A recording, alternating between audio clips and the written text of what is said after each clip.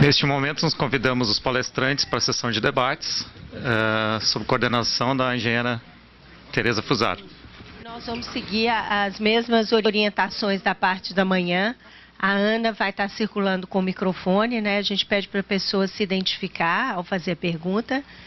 E para ser mais objetivo na pergunta, né? Senão a gente tira a oportunidade de algumas pessoas que às vezes querem perguntar, né? Que a pessoa fica contando às vezes um caso antes da pergunta. Então peço para tentar ser objetivo, né?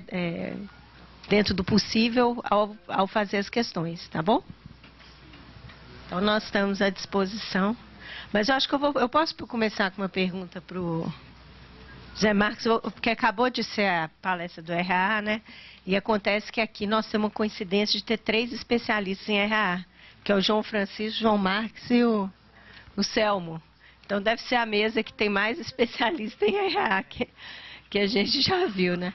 Mas eu tenho a seguinte dúvida. Tem algumas barragens que, pelo fato de ter reação, aí elas vão trincando, né? Tem uma fissuração até bem extensa.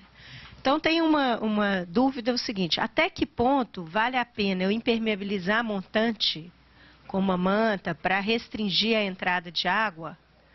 Se isso adianta eu fazer isso?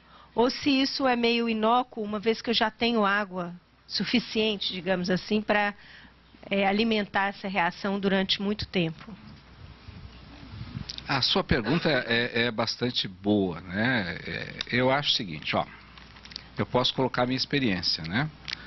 A experiência que eu tenho de vida é o seguinte: para tirar água, tem que pôr manta, tá? Se você quiser melhorar isso, que ela vai, sem dúvida nenhuma, às vezes ser, dependendo do estado da barragem, isso é muito importante. Nós temos um caso muito interessante que é o estado de Vossoroca. Vossoroca foi uma obra na qual ela tinha perdido mais de 15% da massa dela. Negócio bastante intenso. E esse processo começou com reação ao álcool agregado que ainda não tinha sido extinta.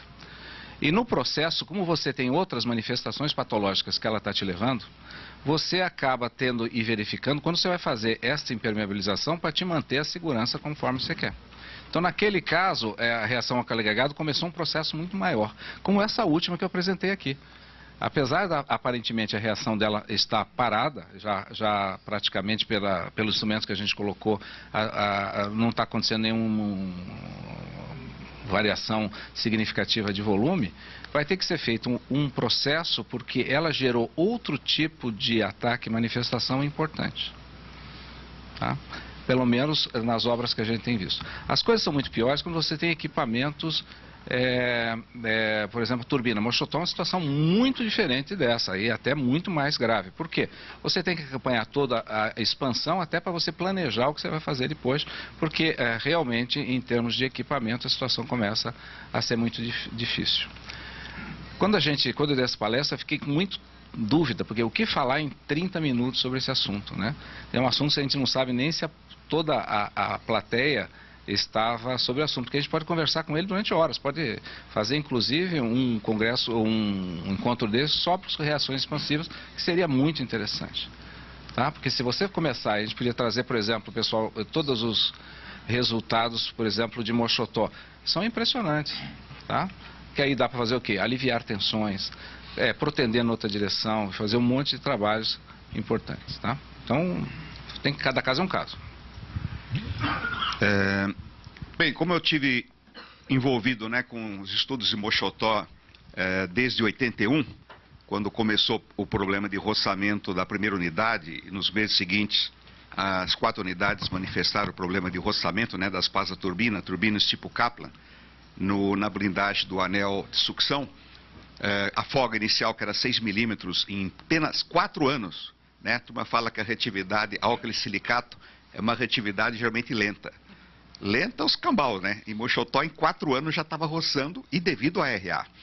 No início, né, eu tive envolvido então no plano de instrumentação da usina, e quando o Paulon, que era o nosso tecnologista de concreto, nos informou que existiam já produtos, né, que aplicados na parede do concreto, ele já penetrava alguns milímetros e impermeabilizava o concreto, isso já no início da década de 80, eu fiquei super entusiasmado, né? Então já estávamos cogitando na ideia de impermeabilizar toda a caixa espiral, né? Que turbinas Kaplan, tudo em concreto, talvez paramento de montante, etc. Beleza. Aí tivemos uma reunião com o Miles, né? Mr. Miles era o expert em reatividade álcool agregado, ele que levou umas amostras e identificou realmente quartzo deformado lá como mineral reativo. Ele realmente colocou essa ideia nossa, descartou. Por quê? Ele falou que a água que já estava internamente no concreto, mesmo fazendo todo esse custo da impermeabilização, de parada da usina e fazer todo esse processo em cada uma das 4 máquinas, não ia servir para muita coisa, porque a água interna ia segurar essa expansão por muito tempo. Posteriormente, né, numa barragem portuguesa com problema de RA, eu só não estou lembrando o nome da barragem. Você lembra, Celso? Que foi demolida? Não foi demolida. Foi feita uma impermeabilização com a manta carpe. Pracana. Exato. O Céu me ajudou a lembrar o nome da barragem de Pracana. Em Pracana, os portugueses decidiram, era uma barragem com RA, não sei se devido só ao problema da RA ou algum outro problema, eles secaram a barragem, né, como eles tinham galeria de fundo, eles esgotaram o reservatório, a barragem ficou praticamente 6 anos sem reservatório, inoperante. E depois de 6 anos, houve a decisão de realmente fazer a impermeabilização. É uma barragem, inclusive, em contrafortes. Eles fizeram a impermeabilização no paramento de montante. É uma barragem, inclusive, muito bem instrumentada, né, com vários instrumentos internos para medir tensão, joint meters, stream meters, etc. E verificou-se depois, né, da barragem impermeabilizada com a manta carpe, com o sistema, aquele dreno, né, entre a manta carpe e o concreto, etc, etc. Eles verificaram que, pela instrumentação, aparentemente estava havendo realmente indícios de que realmente os deslocamentos estavam atenuando. A grande dúvida que fica é o seguinte: mas essa redução está sendo consequência o quê? Da manta carpe, que impermeabilizou o paramento, ou do fato dela ficar 6 anos sem reservatório e praticamente deu uma drenada, né, no concreto? Ou seja, então até hoje não existe esse questionamento, então uma grande dúvida é saber se vale a pena impermeabilizar. A opinião, acho que do Selma poderia ajudar a esclarecer. Bom, com relação ao assunto de reação álcool agregado, como o Zé Marques falou, daria para ficar 3 dias conversando, e por isso nós transferimos essa discussão de 3 dias para julho do ano que vem. Em julho do ano que vem, do dia 3 ao dia 7, vai ocorrer em São Paulo o International Conference on Alkali Aggregate Reaction in Concrete, ou seja, ICAR. É a primeira vez que esse evento vai para o hemisfério sul, em geral era realizado só na Europa e hemisfério norte, é realizado de 4 em 4 anos, e é quando vêm os maiores especialistas do mundo em reação ao álcool agregado, e no ano que vem vai se discutir o que fazer com reação ao álcool agregado, vai acabar, não vai acabar, enfim. Então estão todos convidados a participar no ano que vem desse evento, e essa é a propaganda do evento. Agora, com relação à pergunta da Tereza, eu conheço 2 barragens que foram impermeabilizadas a montante com a manta carpe. Uma delas é Pracana, e na época que eu trabalhava em Portugal, Pracana, o Coutinho, Souza Coutinho, que era o líder, eles achavam que era algum outro problema, não era um problema térmico, etc, etc. Afinal, descobriram que era reação ao álcool agregado junto com sulfato. E foi feita essa impermeabilização com manta. Mas também na barragem de Chambon, na França, foi feito o mesmo esquema. Chambon não ficou tanto tempo sem água, e eles estão acompanhando. O problema é que o acompanhamento disso, a reação é muito lenta. Ela continua reagindo. Agora, há uma vantagem em se impermeabilizar a montante, porque é o seguinte: quanto menos água você colocar, tem uma chance. Se você tem um doente terminal e não tem nenhum remédio, pelo menos dá uma aspirina para ele para ver se ele fica mais tranquilo. E com relação a tempo, vou dar um exemplo brasileiro que o João Francisco trabalhou, eu também trabalhei, barragem de Billings, Pedras.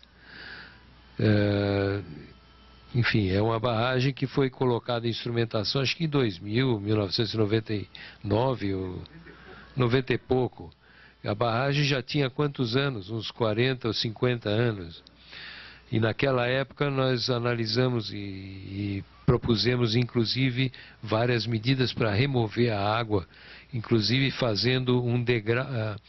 A crista da barragem parecia uma piscina quando chovia.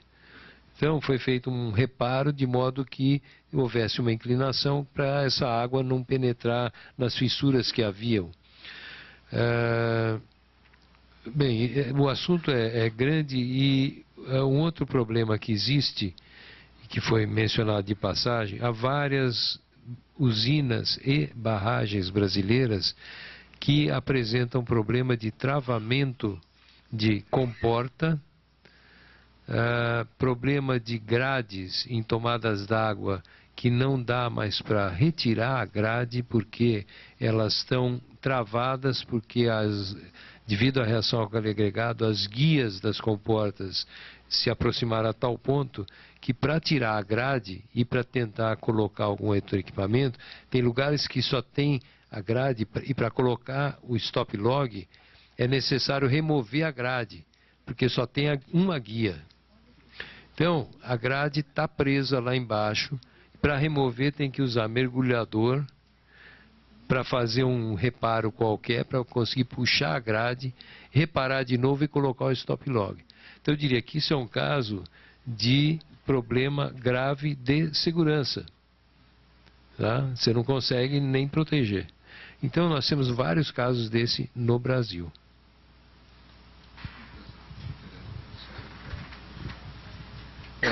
Como complementação nas obras que a gente teve, quando foi detectada a reação, outras manifestações patológicas estão junto, viu, Selma? E às vezes você precisa impermeabilizar para diminuir, por exemplo, a hidrólise da pasta e um monte de outras coisas que acontecem junto. Porque ela abre caminho para um monte de outro ataque. Os nossos rios são cheios de enxofre. Então, tem que tomar muita cautela, não só pensando nela, mas no resto como um todo. Em Vossoroca tinha uma hidrólise extremamente avançada e nós acabamos também criando uma nova drenagem para tentar diminuir todo o processo. Então foi colocado fácil, só uma Babilônia, né? Fácil e montante e mais uma drenagem, tá? Ok, vamos passar para as perguntas. Ana, como é que está a sua... Diego? Diego, da CEMIG, Geração e Transmissão. Com relação à resistência do concreto em barragem TRA, a perda de resistência, a compressão é muito grande. Vale para a mesa toda, como a Tereza falou, tem vários especialistas, mas eu fico mais preocupado ainda com o fator externo ainda. Se tem perda de resistência, se tiver um sismo ainda. Isso pode gerar algum tipo de aceleração e isso contribui para desagregar a barragem, porque às vezes a barragem está lá estável, lá está comprimida, com RAA toda fissurada. E se tiver uma aceleração horizontal, isso é uma coisa que eu tenho pensado recentemente aí sobre isso. E tem casos de barragens no mundo aí que se descartou a barragem, construiu outra, porque ficou inviável continuar monitorando e partiu para um novo investimento. Então, essas duas perguntas. Para as duas perguntas, as respostas são fáceis para burro, né? Número 1, perde resistência para chuva, ok? Dá para... Olha, veja, eu na minha vida nunca peguei uma barragem que só tivesse reação ao calor agregado, tá? E as perdas de resistência que eu vi, por exemplo, em Vossoroca, chegavam a 45%, 50%, tá? De região daquilo que vocês pararam, até mais, até 60%. E o que você faz? Você tem que fazer conta para ver se a tua estrutura é estável com todo esse processo. E já teve obras que foram abandonadas.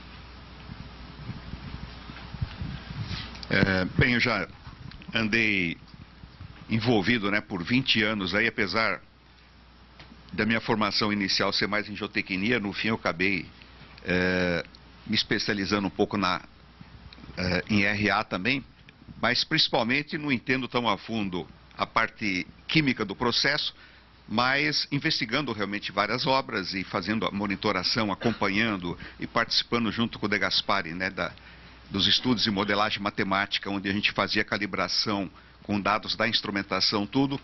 Eu aprendi muita coisa na prática sobre RA. Eu tenho muito conhecimento prático realmente.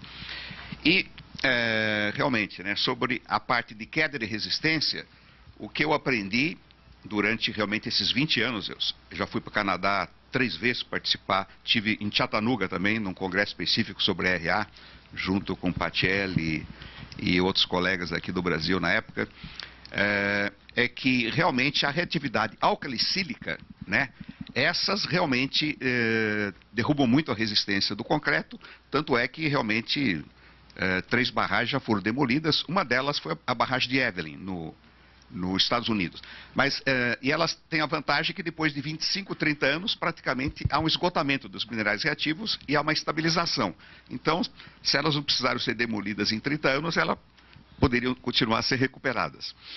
Mas a reatividade álcali-silicato, ela tem a grande vantagem de não derrubar muito a resistência do concreto, a não ser que haja sulfato junto. Mas, normalmente, também sulfato junto é coisa rara. Coisa rara porque eu tenho o trabalho dos franceses. O que os franceses verificaram estudando a instrumentação de dezenas de barragens em concreto, eles verificaram que realmente a maioria delas tinham alguma expansão, entendeu? Porque, entendeu? Se não era os álcalis talvez do próprio cimento inicialmente, era um pouco de álcalis talvez da água ou dos minerais reativos do agregado, etc.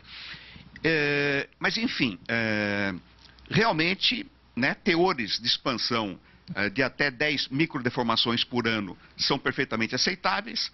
Eu fiz até uma classificação, da ordem de 10 a 50 são intermediários e acima de 50 são altamente preocupantes, né? Em Xingó, no início, a gente estava medindo teores da ordem de 80 microdeformações por ano. São altamente preocupantes. Mas então, na minha experiência, né, eu já trabalhei com barragens a 80. Uma delas a gente identificou recentemente, a RA, ela está há 80 anos, uma barragem RA, e a barragem está inteirona lá, tranquilamente. Nós nem se preocupamos em mandar investigar a resistência do concreto, porque aparentemente ela está beleza lá. E tem aparentemente só uma fissura principal na barragem, uma longitudinal, e um bloco na ombreira esquerda que tem umas fissuras tipo mapa, mas a barragem, de modo geral, está integrona lá, está íntegra lá. Obrigado. Eu vou pedir para meus colegas aqui de mesa serem mais rápidos nas respostas, senão nós vamos ficar nessa primeira pergunta aqui do EA. Só bem rapidinho respondendo a sua pergunta, em 2013 foi anunciado num evento que houve logo depois do iCode, o evento foi feito, visita a Chattanooga, Hiawassee e Fontana. Os portugueses comunicaram que iam demolir a barragem de Altoceira, que foi demolida em 2014. Eles usaram a barragem antiga como ensecadeira para a construção da nova. E efetivamente isso foi feito. Não porque ela ia cair, mas os custos de manutenção, que estava passando tanta água de montante para jusante e para estabilizar a barragem, eram tão grandes que não compensava mais. O outro caso é de Mactaquac, que o João conhece bem, que o apelido dela é Mactaquac, que é tão fissurada que os canadenses chegaram à conclusão que vão construir a nova barragem a partir de 2025, e para que a população fique tranquila, eles construíram enormes blocos de concreto com material pozolânico, para mostrar para a população que eles não precisam ter medo, que com esse material pozolânico a nova barragem ia estar tranquila. E finalmente a última coisa que eu fiquei impressionado ao visitar a barragem de Hiawassee é que a viga munhão mexeu. Tá? Então as comportas travaram porque a viga munhão mexeu. E daí, por causa da reação álcool agregado. Tá? E aí foi feito todo um trabalho de recuperação. Posso fazer pergunta? Veja só, eu tive a oportunidade de fazer essa mesma pergunta no Congresso do Ibracon, em Salvador. Tinha algum especialista, ele estava até presente lá. Eu já visitei umas 13 galerias de barragem de CCR. Aquela fotografia, a mais dantesca que você mostrou, aquilo é coisa pequena para a galeria que eu entrei. Você tem que entrar com guarda-chuva, capa guarda-chuva. A minha pergunta é a seguinte, não esquecendo de reação agregada, trincas, essas coisas todas. Esse processo de lixiviação contínua, qual o comprometimento desse processo na qualidade do concreto como um todo? Porque quando esse projeto tem as características concretas, o rigor dos cálculos, considera aqueles parâmetros todos. Aqueles são preservados com esse processo contínuo de lixiviação? Queria uma resposta de vocês, porque na outra vez não tive resposta. Obrigado. O processo de lixiviação, já existem vários estudos, inclusive Furnas, uma época, fez estudos a respeito disso, lá no laboratório de Goiânia. Se você começar a tirar basicamente o cimento do concreto, você vai perdendo resistência. Na hora que você tira o cálcio, da ordem de uns 50%, você vai ficar com algo como 20%, 30% da resistência inicial. Ou seja, é uma queda grande. Então, o que precisa fazer? Em vários casos, controlar. No Brasil, há 2 obras onde se controlou, e eu acho que continua se controlando, esse problema da lixiviação. Uma delas é da Copel, é a barragem do Rio Jordão, que periodicamente é feita uma análise da água a montante, da água que passa através das fissuras, etc., e se coleta a quantidade de cálcio e se faz um cálculo. A outra é Itaipu. Tem uma região da Itaipu onde há uma percolação d'água, essa água é recolhida, era feita a análise, e nós chegamos a conversar com o pessoal ultimamente, e parece que eles vão continuar a fazer esse tipo de análise, comparando a quantidade de cálcio que tem na água a montante com a quantidade de cálcio que está saindo nos drenos, ou de modo a comparar. E como se sabe qual a quantidade de cimento que foi usado, qual a quantidade de cálcio que tinha naquele cimento, dá para ver quanto foi perdido. Se você souber quanto foi perdido, dá para fazer esse cômputo e tentar estimar e falar, bom, peraí, aqui está ficando perigoso ou não.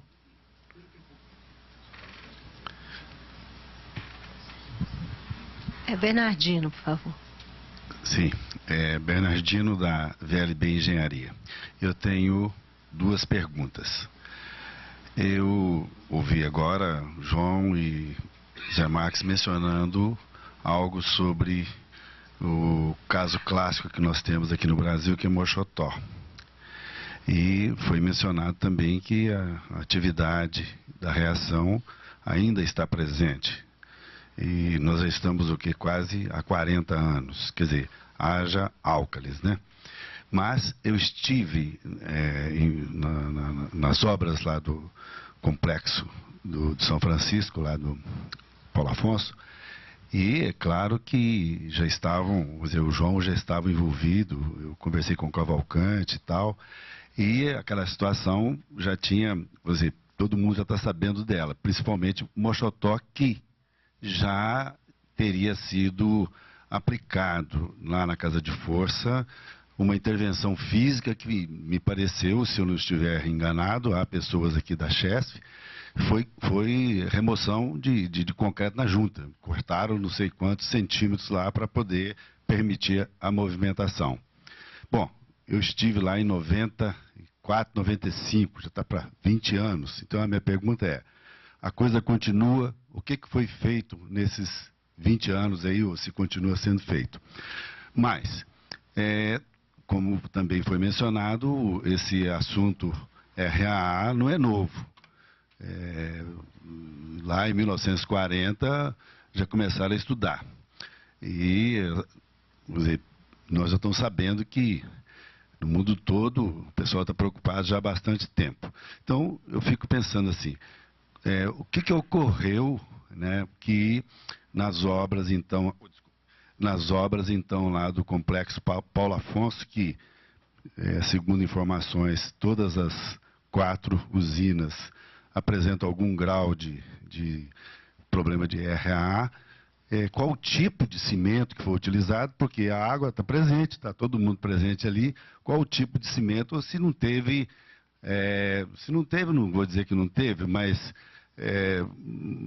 por que não se usou pozolana? A pozolana estava aí, um cimento especial, não era novidade. Então, fico pensando, por que ocorreu isso nas 4 usinas? A primeira parece que foi em 54, Paulo Afonso I, até chegar em Paulo Afonso IV, que foi passando por Mochotó na década de 70. Quer dizer, eu gostaria de ter vocês que participaram, o João, principalmente, esteve lá, o Max, alguma explicação sobre esse assunto.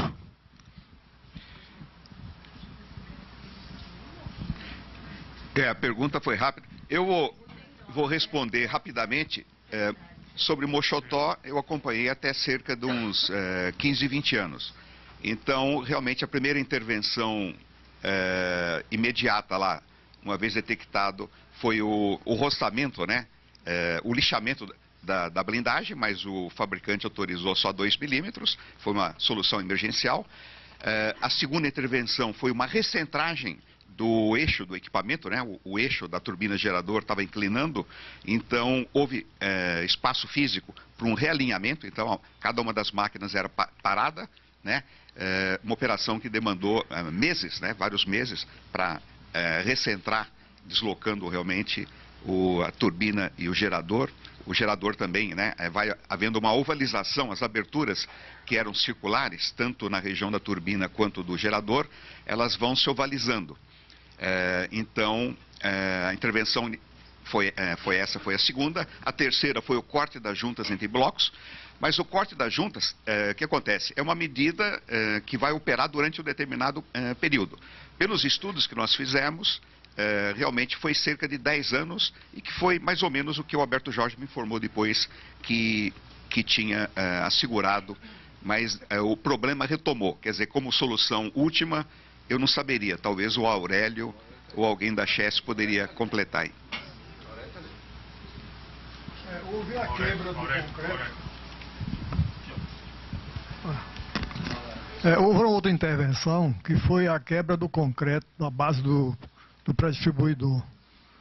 Mas isso aí foi a última intervenção que está dando mais um tempo de vida ainda para a usina.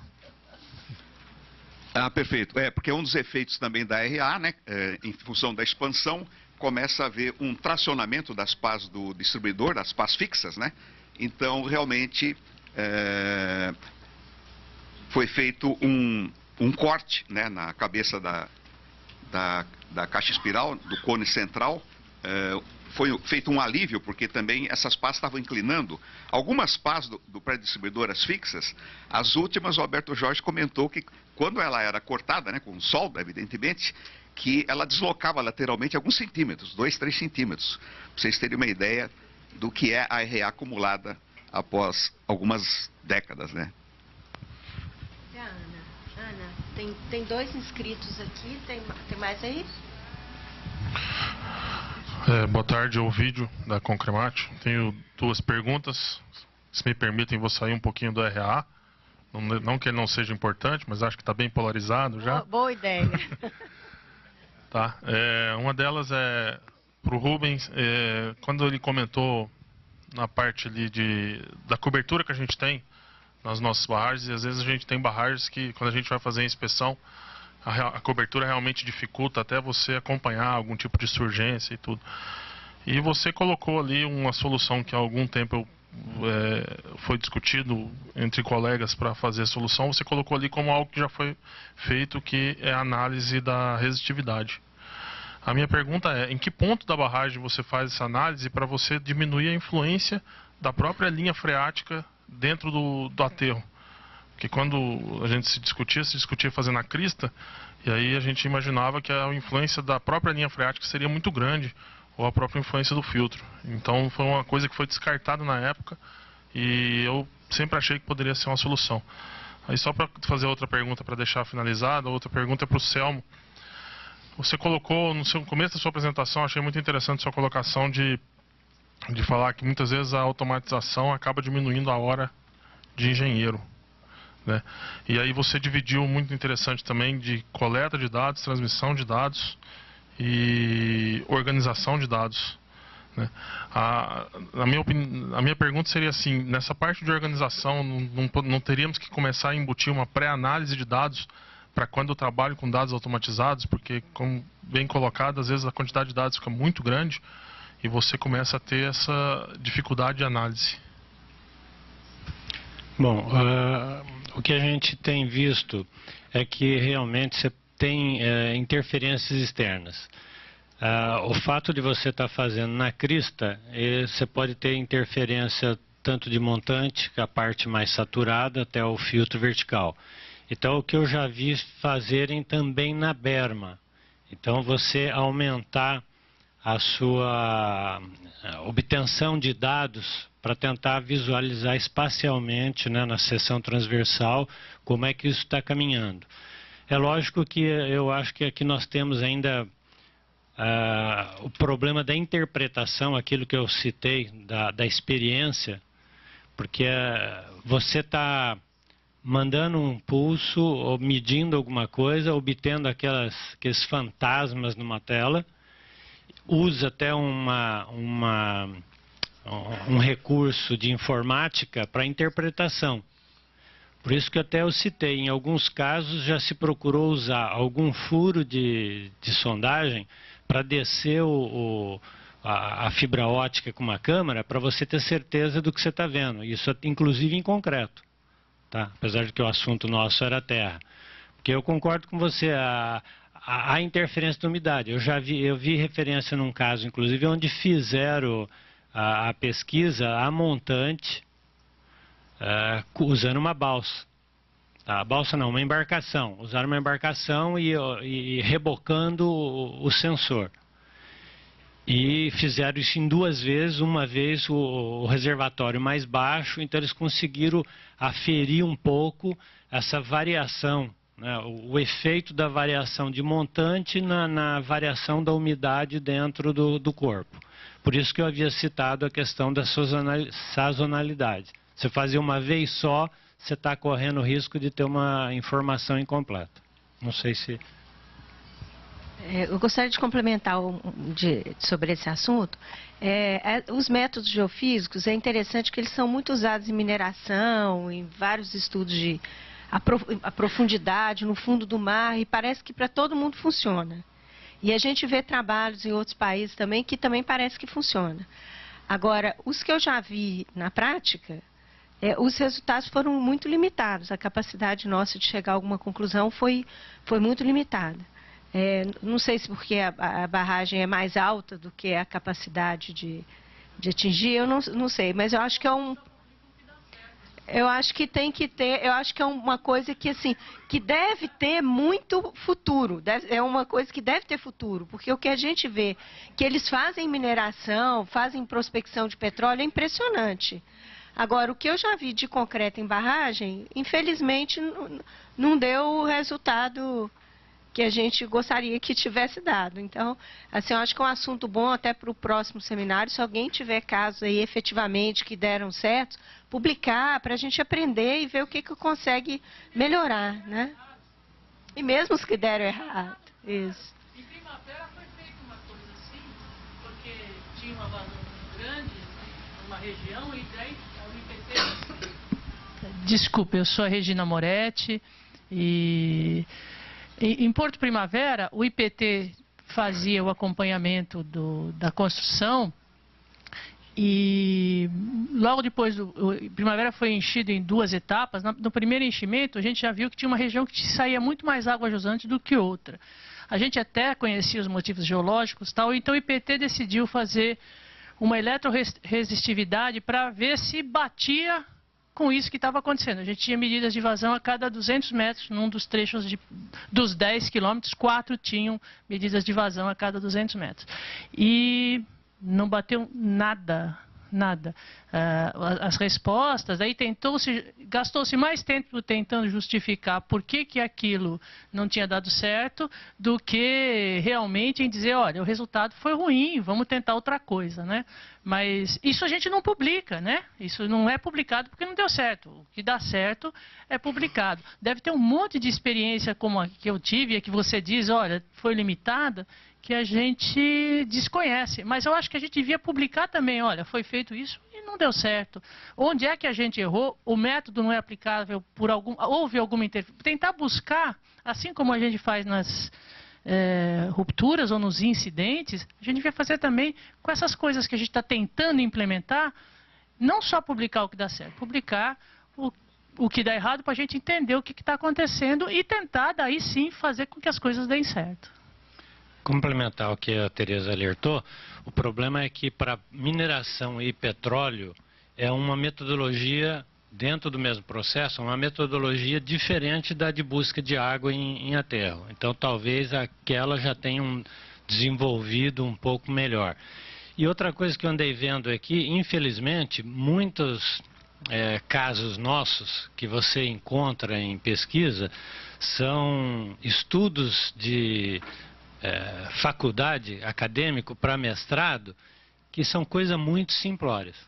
Então, infelizmente, o cara vai lá, monta um bloquinho para fazer um estudo, ou faz um aterrinho ali para fazer um estudo, e depois, e daí?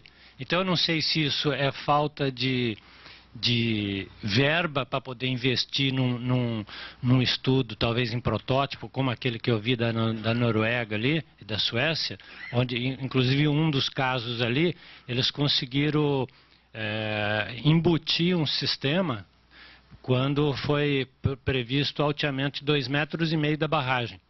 Então eles conseguiram embutir os sensores e ficaram permanentes. Agora estão colocando até automação para poder fazer leituras diárias. Então, uma das coisas talvez no Brasil é aquilo que eu falei no início, nossa cultura e nosso poder aquisitivo. Então, de repente, só conseguimos fazer coisinhas e a nossa teoria não evolui.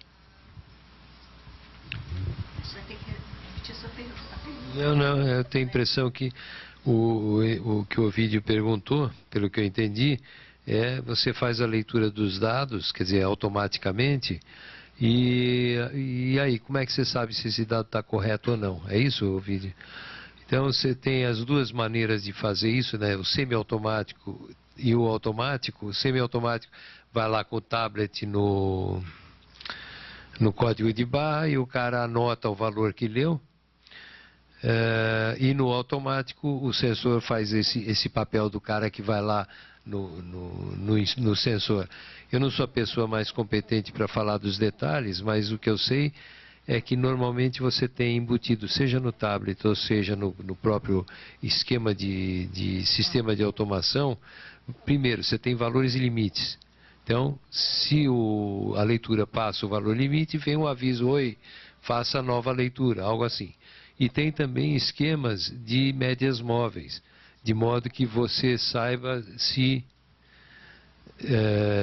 o valor que você leu está dentro daquela continuidade de subida ou descida das leituras, né? Porque isso é periódico, né? Em muitos casos é senoidal. É isso?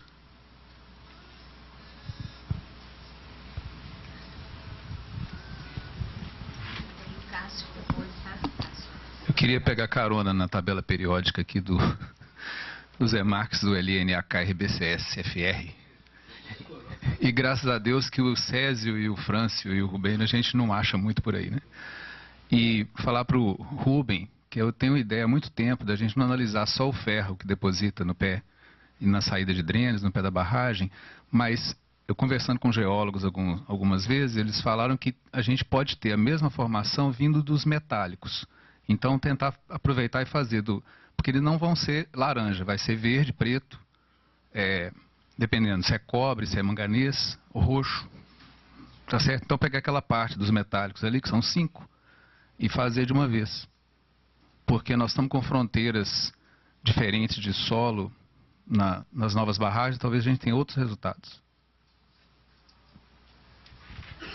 Ricardo, o que a gente está pensando é realmente verificar mais essa história da fração coloidal, que é mais avermelhada, por causa daquela briga se é ocre, ou seja, se tem bactéria ou não, e de onde vem.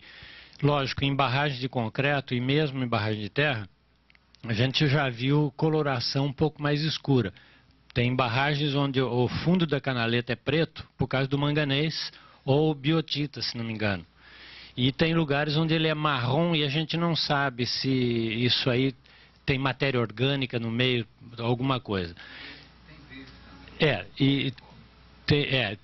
Tem uma preocupação também na questão diferenciação de rochas, né? Você vai numa região, você tem um tipo de rocha, você vai em outra e de repente varia aí. Carlos Viotti, fazer um esclarecimento ao Bernardino sobre a questão do RA, só histórico. A primeira barragem da CEMIG que usou pozolana foi Volta Grande, que começou em torno de 1970, e provavelmente Furnas, Porto Colômbia, que foi construída na mesma época, deve ter usado. Ou seja, antes do final da década de 60, o assunto não era considerado no Brasil, que eu saiba, e nenhuma barragem usou. Usou em Jupiá. Mas não. Tempo não. Tendo seu conhecimento do arquivo da Então, porque o Bernardino falou na década de 40, eu acho que o assunto não era...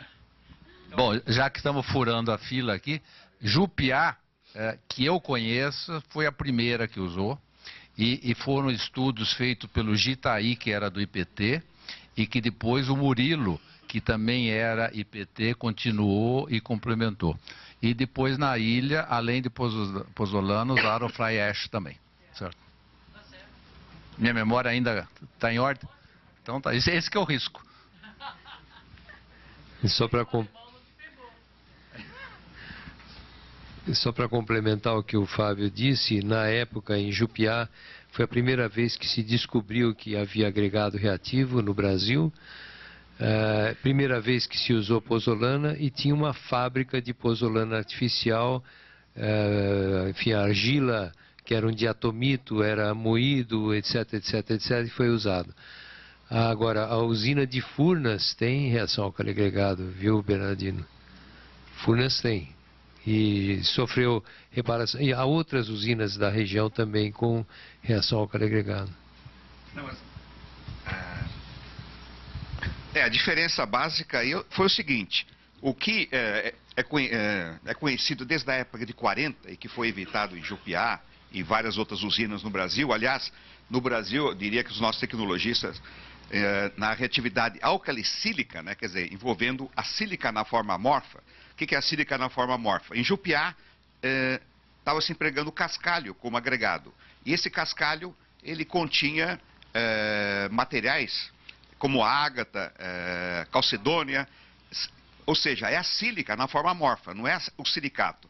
O problema de Furnas, de Paulo Afonso 1, 2, 3, 4, Mochotó, Billings, etc., é que utilizaram agregados contendo o quartzo deformado. O quartzo deformado, principalmente nas rochas que são metamórficas, né, que sofreram altas tensões e temperaturas durante a história geológica, o quartzo ele não está, porque o quartzo é um dos minerais mais inertes. Por isso que realmente até PA4 não se desconfiou que a rocha contendo quartzo poderia ser reativa. A partir realmente da década de final de 70, que se descobriu realmente a reatividade álcali-silicato, que depois o Mr. Mines quantificou, mas isso já, né, em 83 que ele identificou a reatividade álcali-silicato, que é esse outro tipo de reatividade que eu falei que dura, né, 90, 100 anos. No Canadá também eles já publicaram trabalhos lá sobre PCHs que descobriram a RA depois de 90 anos. Entendeu? Obrigado. Saindo do óculos agregado, novamente. A minha pergunta é para Rubens. Eu utilizei o GPR numa barragem onde apareceu um padrão de fissuramento quase assim retangular, uma área retangular ao longo do corpo da barragem e algumas cavidades. Os desenhos que nós tínhamos é desenho de projeto básico, então não era, evidentemente, a condição de implantação da estrutura. Como é uma situação de identificar o problema de emergência, aí utilizamos o GPR. E o resultado que eu tive, até apresentei um trabalho lá no congresso lá de Bali, né, é que ele deu a identificação de estruturas realmente que, numa interpretação muito apurada, é um negócio muito complicado, que poderia ser parece um material rando ali na certa profundidade, que depois foi verificado, entendeu? Identificou fissuras. Então, uma ferramenta aqui, por questão da interpretação, mas ela deu algum resultado positivo, eu diria, né? Como uma ferramenta complementar. Eu queria ouvir a sua opinião sobre o GPR, Ground Penetration Radar, né? Ele realmente tem sido considerado bem importante para dar bons resultados. Ele sofre interferências e o que a gente tem visto é isso, a questão da interpretação. Porque, dependendo do resultado, ele pode indicar que é uma umidade, ele pode indicar que é um vazio, ou é uma mudança geológica ali embaixo. E aí como é que você vai identificar? Por isso que eu já vi referências ao cara montar um banco de dados e aí com a informática fazer o tratamento ou a filtragem dos resultados para ele poder identificar. Então, como já foi falado antes aqui, os nossos trabalhos de repente não dão muito certo pela falta da nossa experiência e a gente vê aqui no exterior eles estão fazendo e talvez não divulguem o que é errado. Mas eu acho que nós precisaríamos ter mais uso disso realmente para aprender e conseguir interpretar melhor. Que ele é útil, inclusive eu não tenho uma noção boa de custos atualmente, mas eu acho que ele não é tão caro assim para as necessidades que você tem, principalmente como aquele teu caso que você citou, onde é uma emergência. Você vai fazer o que numa emergência? Tem que ser algo, mesmo que ele não te dê uma certeza grande, mas é melhor você atender uma emergência com pelo menos indicações mais reais do que você está tendo, mesmo que você não seja 100%. Mas eu acho que ele é algo que a gente precisava aprender a usar mais, ou talvez não seja aprender, né? Ter condições de usar melhor. Bom, Regina Moretti de novo, eu queria fazer uma pergunta para o Selmo. Quando a gente fala que no passado a automação foi muito cara, hoje ainda é relativamente cara, e a gente olha para as barragens que a gente quer automatizar, você não acha que até porque alguns instrumentos foram interessantes para verificar projeto, outros instrumentos foram interessantes durante a construção, que a gente poderia filtrar muito bem o que ainda é importante e automatizar isso, ou seja, fazer primeiro uma varredura dos instrumentos que tem numa barragem.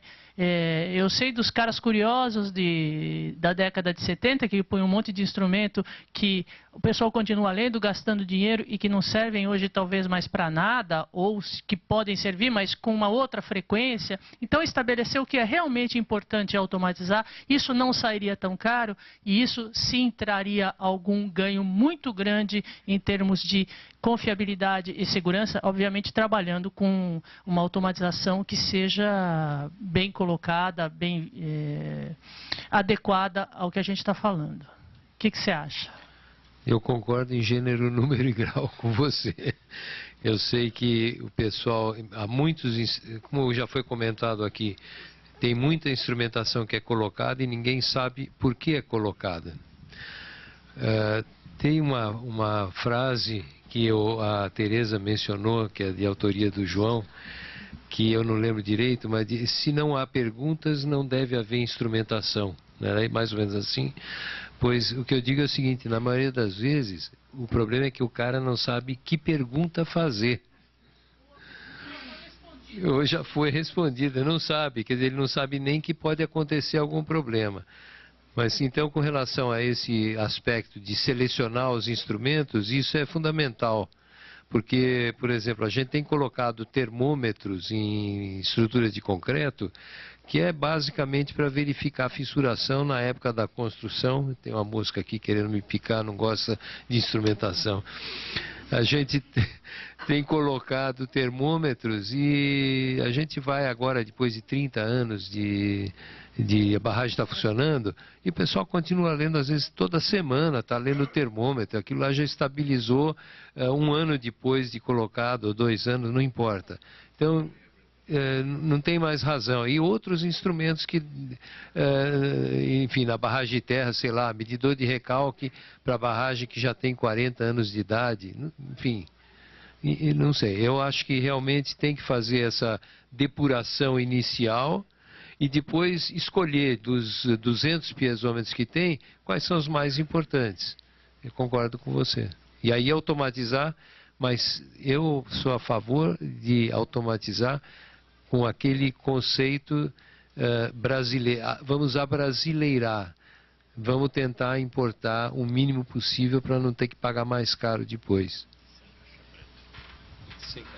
Gente, eu vou uma última pergunta, porque nós temos ainda uma apresentação, certo? Então tem uma última pergunta.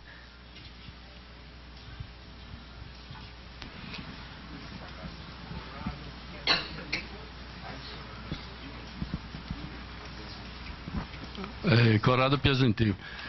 Apenas uma precisação para o uso dos métodos geofísicos. Normalmente você associa ao método geofísico alguma sondagem, alguma rotativa, percussão para calibrar a geofísica. Então, dessa maneira, ele é muito útil. Você pode calibrar realmente para interpretar, para analisar o resultado, é muito mais fácil. Quer comentar? Acho que não. Agradecemos, então. E aí, você fica convidado, Conrado. Às vezes tem algum trabalho no próximo seminário, né, de sucesso para mostrar para a gente, para também poder, né, as pessoas usarem mais, né, essa possibilidade que está disponível, que ainda é pouco usado no Brasil, né? E é barato, realmente o custo é baixo, né? Participação, agradeço aqui aos colegas de mesa e então vamos encerrar então o tema 2. Obrigada.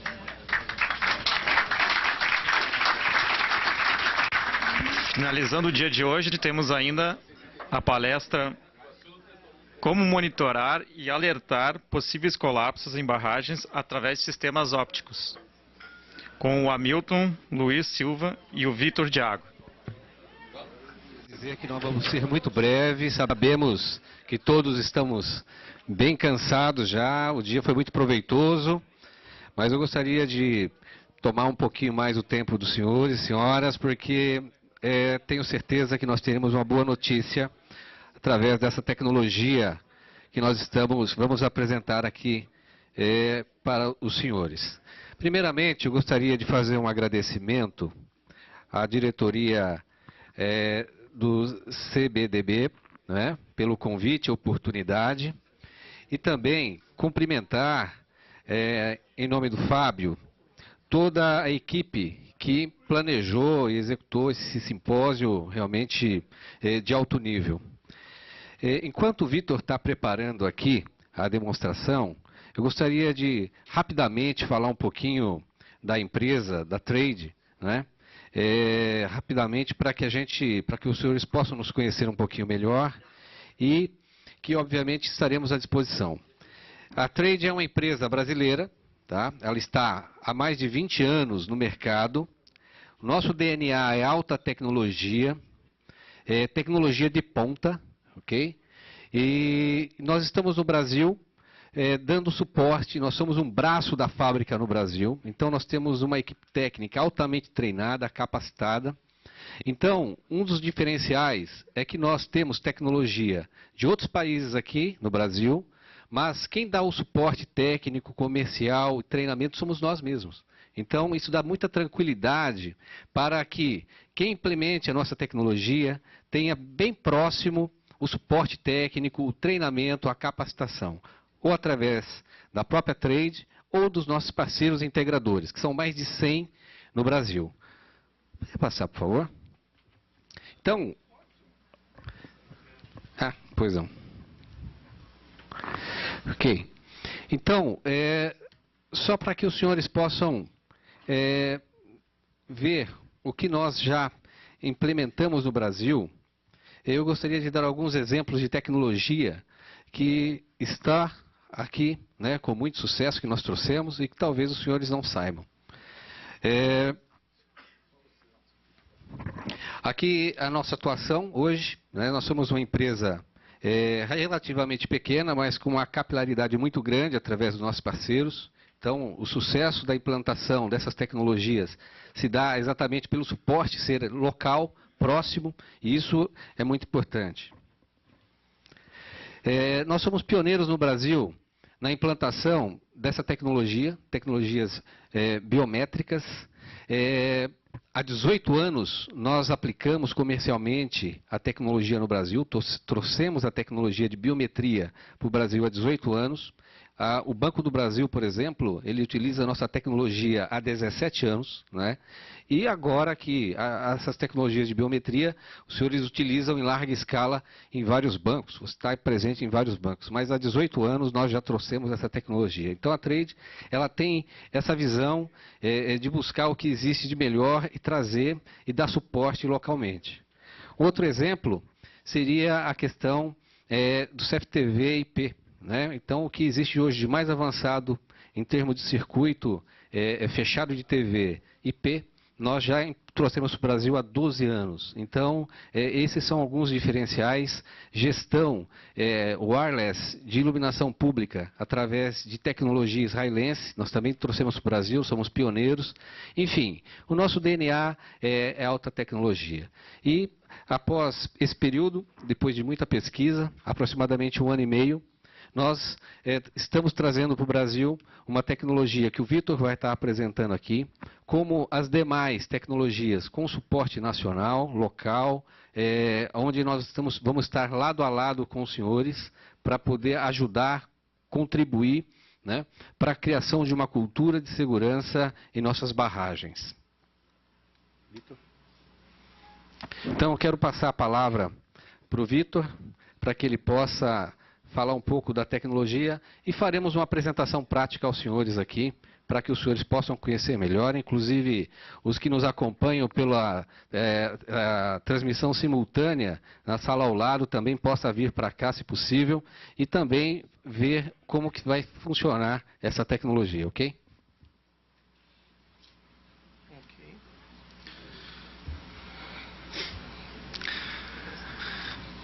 Acho que não precisa.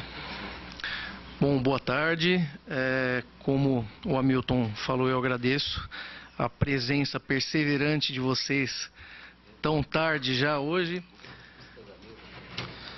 Não se preocupe. Vou ser realmente breve. E eu queria fazer uma demonstração, na verdade, eu vou comentar algumas coisas aqui que com certeza os senhores sabem e conhecem muito mais na prática do que eu. E eu vou me focar um pouco na questão da tecnologia de fibra ótica, que foi comentado 2 vezes previamente hoje aqui. E nós trouxemos um equipamento, né, o equipamento seria o mais simples que nós temos, para poder fazer uma demonstração. Muitas pessoas têm o contato teórico com essa tecnologia, mas não têm o contato prático, né? Vamos lá. Bom, falando dos riscos, né, já bem conhecidos, a gente sabe que nenhuma barragem, nenhuma estrutura de engenharia, na verdade, é isenta de risco. Então, existem vários fatores de risco que têm que ser analisados. Os fatores, ou os causadores desses fatores, eles são variáveis, né? E sazonais, como também foi levantado aqui. Nas estruturas de barragens que nós já temos, né, grande parte das estruturas, grande parte das barragens já estão funcionando aí há mais de 30 anos. Muitas foram projetadas em alguns critérios que hoje não atendem nem o mínimo recomendado, né? Muitas não são corretamente mantidas ou são mantidas de forma incorreta, como já foi discutido aqui também. E dependendo do nível de degradação ao longo desse tempo, sem o monitoramento ou com o monitoramento de variáveis irrelevantes ou perto da irrelevância, ela pode se tornar uma bomba relógio, como foi comentado aqui, né? E a gente conhece também alguns processos, né, os principais processos. Sabemos que tudo tem um início, né, e o início ele pode evoluir de diversas formas diferentes. E a chave de tudo está em identificar os primeiros sinais desses processos que podem culminar num pipe ou, enfim, num galgamento, alguma coisa do tipo. E detectando antes, obviamente, nós conseguimos ter um tempo de resposta ou para manter a estrutura da barragem, evitar a ruptura em si, ou, no mínimo, para executar um plano emergencial e diminuir o máximo possível o impacto de um colapso. Então, na verdade, a gente sabe o que precisa fazer, né? Então a gente só precisa monitorar todos os fatores de risco, estabilidade do solo, tremores sismológicos ou de própria origem de assentamento do solo da barragem, ocorrência de trincas, erosão, monitorar toda a estrutura, diversos locais, né, diversos pontos da estrutura, 24 horas por dia, automaticamente de forma ininterrupta, né? Então é simples, né? Teoricamente é simples. Detectar imediatamente os primeiros sinais de uma ocorrência, localização exata do evento e com o máximo de sensibilidade possível.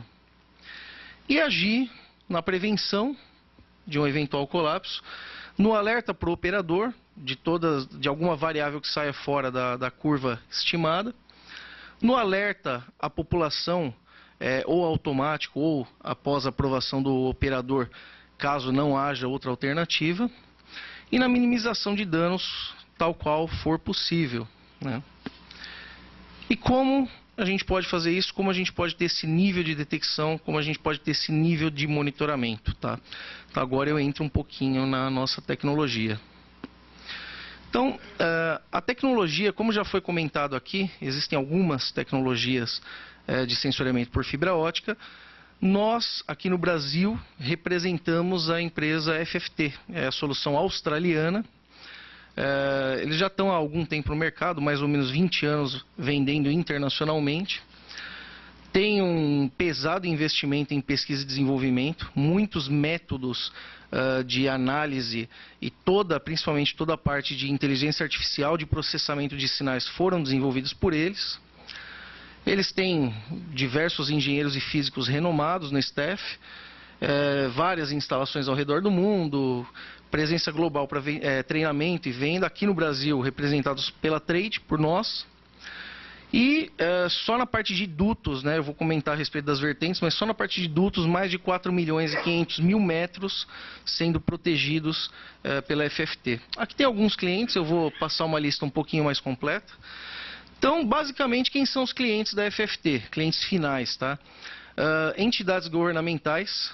Então, eu tenho controle de fronteira dos Estados Unidos, tenho alguns departamentos também da parte de fronteiras da Austrália, onde é detectada a intrusão, eu vou comentar a respeito disso. Força Aérea, eu tenho grandes petrolíferas, né? Eu tenho Shell, Esso, Petrobras. Estamos a caminho de fazer a homologação do produto aqui no Brasil. Enfim, grandes entidades aí renomadas que são clientes da FFT. E na prática, o que a fibra faz? Para onde ela é utilizada? O que ela pode fazer? Tá? Deixa eu só ver como é que... Ah, tá, ok. Bom, a fibra ela é utilizada para monitoramento de várias aplicações e provavelmente essa lista vai crescer mais, tá? Então, na parte de dutos, né, pipelines, eu posso monitorar vazamento de líquidos ou gases a baixa pressão e vazamentos líquidos da ordem de 1 litro por hora. Então, um vazamento muito pequeno, tá?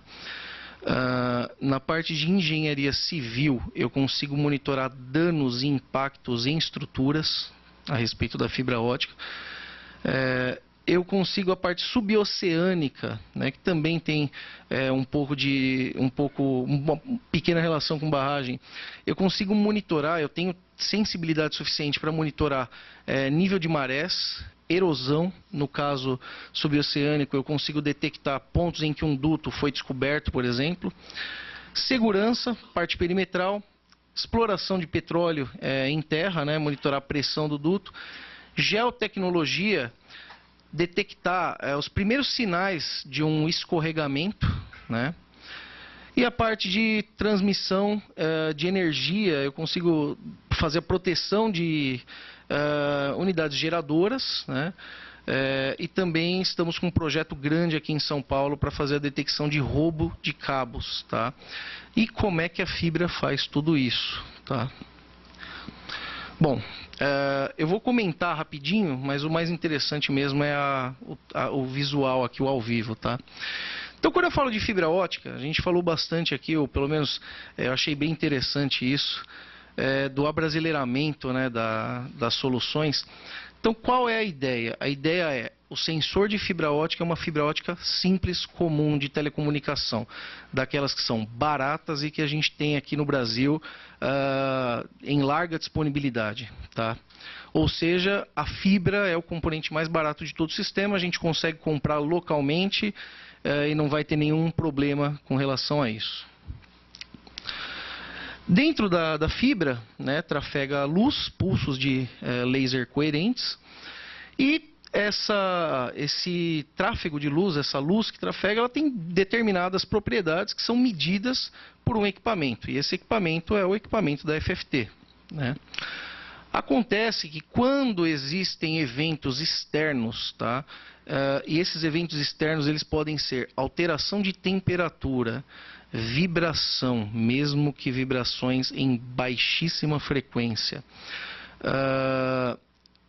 enfim, micromovimentações de solo. Tudo isso altera a superfície da fibra, superfície do núcleo, e altera a forma com que essa luz é refletida internamente, causando um fenômeno físico que nós conhecemos como dispersão de luz, tá? Então, essa dispersão de luz, quando ela é analisada, ela leva a determinados tipos de sensibilidade, tá? Ok? Quais são as vantagens da fibra? Por que eu quero ter um sensor de fibra ótica em qualquer uma daquelas aplicações que eu comentei? Primeiro, tá? Não está aqui, mas é barato. Está lá embaixo, mas vou falar do primeiro agora. O sensor é barato porque eu consigo, com um único equipamento, proteger uma grande extensão, tá? Quando eu falo grande extensão, eu posso proteger até 40 quilômetros lineares com um único equipamento. Segundo, dispensa qualquer tipo de eletrônico em campo. Aquilo que nós ouvimos também hoje aqui a respeito de problemas com descarga eletromagnética, né, raios, etc. Isso é uma vantagem da fibra ótica, porque a partir do momento que eu não tenho nenhuma estrutura alimentada ativamente por energia, eu não tenho nenhum problema com criar infraestrutura e nem com queima de equipamentos, que é a questão dela ser imune a interferências elétricas e eletromagnéticas. Segundo, a fibra ótica ela é um equipamento extremamente robusto, né? Tanto que hoje a maior parte, ou 100% da parte das estruturas de comunicação mundiais suboceânicas são através de fibra ótica, né? E a estimativa mínima de vida útil da fibra ótica é de 25 anos. Tá? Um sistema que dispensa recalibração, isso é muito interessante, porque uma vez que a fibra ótica é barata e uma vez que a fibra ótica não precisa ser recalibrada e você não precisa fazer nenhum tipo de interferência em campo, você pode instalar e você pode, enfim, continuar o alteamento da barragem ou esquecer daquele sensor e ele vai continuar cumprindo o trabalho dele até o momento que ele for rompido. Tá? Outra vantagem, a gente falou de 40 quilômetros. Eu consigo ter, se eu tiver um cabo de fibra ótica de 1, 2, 3, 40 quilômetros, efetivamente eu tenho um ponto de medição individual a cada metro. Tá? Isso significa que em 1000 metros eu tenho 1000 sensores. E aí fica fácil da gente fazer a questão da conta do custo-benefício, né? Melhor custo-benefício para longas distâncias. Tá? Outra vantagem interessante da fibra, ela possui, a solução FFT ela possui um software de monitoramento, tá? Nós ouvimos aqui até a analogia de um acidente com barragem, um acidente de avião. Esse software ele seria mais ou menos como a caixa preta do avião, tá? Então, qual é a função dele? Registrar tudo, catalogar e deixar isso disponível para consultas posteriores e alertar, tá? Então, vamos lá. Ele é um sistema gráfico, então isso que vocês estão vendo são as telas, efetivamente, do sistema, né? A solução da FFT ela trabalha com uma coisa que chama diferenciação de sinais, que é o que eu falei de a parte de inteligência artificial. Então, na prática, a FFT consegue identificar o que é uma pessoa caminhando, do que é uma pessoa escavando, ou do que é chuva na superfície, ou do que é um trovão. Ela cria assinaturas diferentes para cada um desses tipos de eventos e eu consigo alertar para o operador o ponto exato onde aconteceu e o que aconteceu.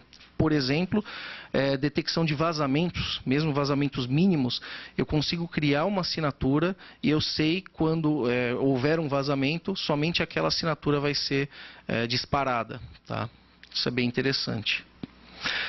Só falando mais um pouquinho de diferenciação, lá fora eles têm algumas aplicações, principalmente na Califórnia, em barragens, para proteção e prevenção de terrorismo nas barragens, tá? Então, além de fazer o monitoramento da estrutura, eles monitoram a aproximação, porque lá existe o risco, não que aqui não exista, né? Mas de alguém resolver pegar um dos veículos e se chocar acidentalmente ou não contra a parede da barragem, né? Então, eles conseguem utilizar a fibra para fazer as duas coisas, monitorando esses sinais da estrutura e monitorando os sinais de aproximação, gerando alertas diferentes. É um sistema que ele já pode enviar alertas via e-mail e SMS, inclusive não só para o operador ou para a equipe de engenharia, mas em um caso extremo, ele pode enviar vários SMS para avisar a população que vive nas imediações para um eventual plano de evacuação. Pode ser integrada com sirenes e sistemas de alarmes diversos de N fabricantes. Então, ela pode cumprir aquela responsabilidade do empreendedor da barragem de fazer o alerta sonoro. Tá? O sistema ele já tem essa competência. Integração com câmeras, essa é interessante, porque eu posso fazer o meu sistema se comunicar com câmeras móveis ou câmeras térmicas para fazer a análise visual daquele ponto onde houve a detecção. Então, automaticamente eu movo a câmera para o ponto de interesse. Integração com outros tipos de sensores, quaisquer. Histórico de eventos, que eu comentei que funciona como a caixa preta do avião. Isso é interessante também. No caso de uma entidade que possui várias barragens, eu consigo criar uma estrutura de alerta e monitoramento, onde com um único sistema eu monitore várias barragens diferentes, vários locais diferentes, e cada uma, claro, com seu fator de risco principal, ou seus fatores de risco principais. Aqui tem um vídeo que eu gostaria de passar. Isso é uma detecção real de um evento sísmico. Eu vou azulzinho direito. Na parte esquerda do mapa, pronto, começou a onda de choque. Ele tem capacidade para detectar ondas sísmicas primárias e secundárias e a diferenciação entre elas, né? Então vocês podem ver que além esse histórico fica gravado de tudo que ocorre, que é esse gráfico azul. Na parte lateral esquerda no mapa, eu também sei o ponto exato onde estão acontecendo os eventos, tá? Bom, então a fibra ótica, nesse caso, ela estava enterrada a 2 metros de profundidade, mas ao longo da barragem. Nesse caso, não era uma barragem, né, mas a fibra ótica estava ao longo de uma encosta. A intenção, nesse caso, era detectar escorregamento, não era uma barragem específica. Exato. Aquele sinal é o sinal detectado ao longo da linearidade da fibra ótica. Tá? Então, o meu software ele vai converter a quantidade de cabo para o ponto e ele vai dar para o operador a posição GPS exata, latitude e longitude, aonde ocorreu o sinal, tá? Com resolução de 1 metro. Bom, a parte teórica já finalizou, eu vou colocar o sistema aqui para vocês terem uma ideia agora. Eu estou reiniciando o sistema aqui, mas basicamente essa é a interface minha do software, né, onde eu posso, ele está me avisando que o sistema desconectou, inclusive essa é uma função de alerta dele, quando ele perde a comunicação com alguns sistemas. Então eu posso nessa interface ter vários mapas. Eu posso ter vários mapas para a mesma localização. Eu posso conectar com câmeras que, aonde ocorra o ponto de interesse, né, automaticamente ele me joga a câmera na tela, naquela posição específica. E eu posso também ter vários mapas do mesmo local com diferentes resoluções. Então, em qualquer uma das partes da barragem, né, do maciço, enfim. E eu posso também ter, aqui eu tenho um exemplo de 2 tipos de instalação. O sistema ele pode ser instalado tanto na fase da construção da barragem, tanto quanto, né, na parte de retrofit, ou seja, a utilização em uma barragem que já existe. Posso fazer também a instalação. E existem várias formas de instalar o cabo sensor. Efetivamente a instalação ela pode ser feita de várias formas, depende do que é interessante observar e do que você quer medir, né? É exatamente a mesma questão da pergunta, né? Qual é a pergunta que você quer fazer do sistema, qual é a resposta, ou a respeito do que você quer que ele te aponte a resposta.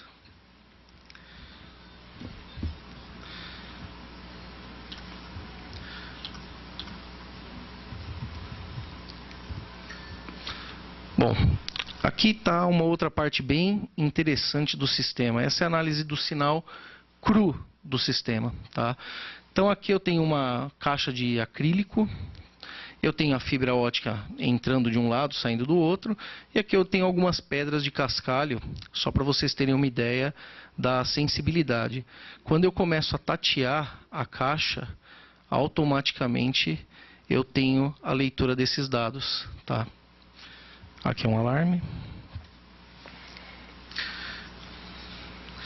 Vou fazer mais uma demonstração que eu achei interessante. Eu vou colocar um celular.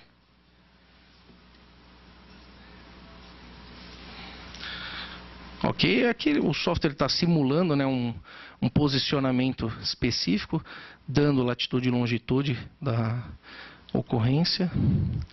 Ok. Antônio, por favor.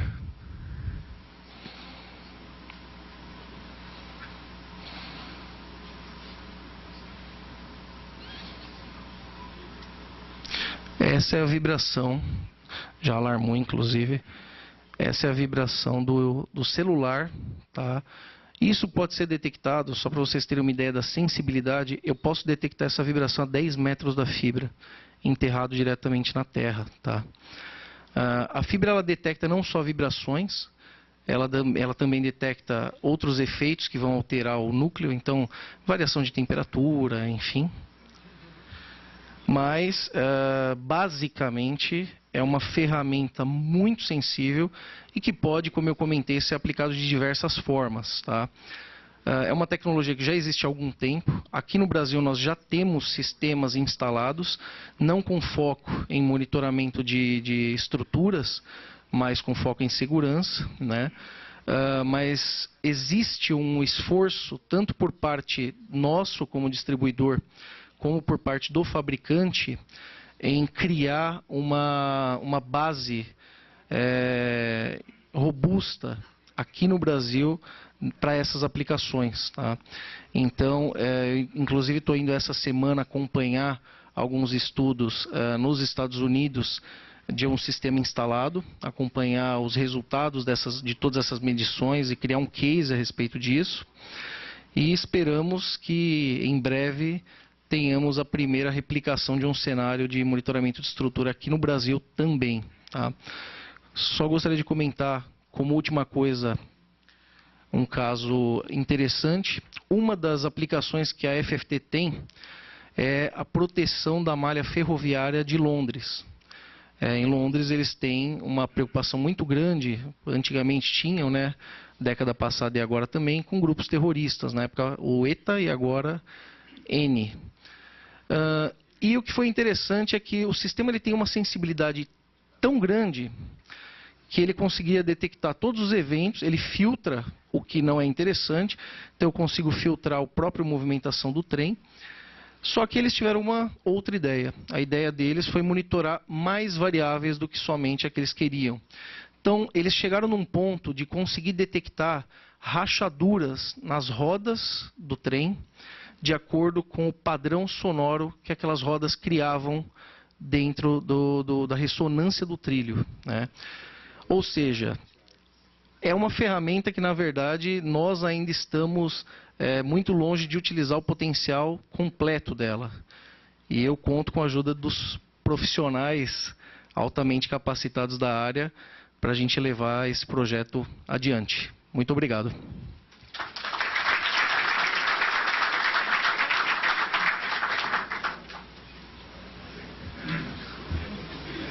Muito bem, pessoal. Assim encerramos as atividades de hoje.